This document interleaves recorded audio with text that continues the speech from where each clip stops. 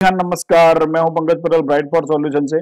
ये जो एक्सेल में 91 जो कंट्री कोड रहता है या तो कोई भी कंट्री का जो कोड पहले से आपके डेटा में डाला हुआ है तो उसको कैसे रिमूव करते हैं वो मैं आपको आज पूरा गाइड करने वाला हूं। तो आपको ये पूरा वीडियो देखना है और अंत में जो आपको सही लगे तो आपको लाइक करना है और सब्सक्राइब करना है।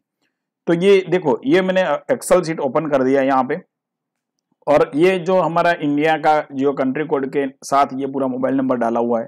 तो यहाँ पे क्या करना है, दूसरा जो कॉलम रहता है उसमें आपको जाके इज इक्वल टू लिखना है। इज इक्वल टू लिखने के बाद RIGHT राइट लिखना है। जैसे ही आप राइट लिखेंगे तो उसके बाद आपको करना क्या है, यहाँ पे जो ब्रैकेट बोलते हैं उसको ब्रैकेट करना है। ब्रैकेट करने के बाद आपको कौन सा सेल में से ये 91 हटाना है उसके ऊपर क्लिक करना रहता है।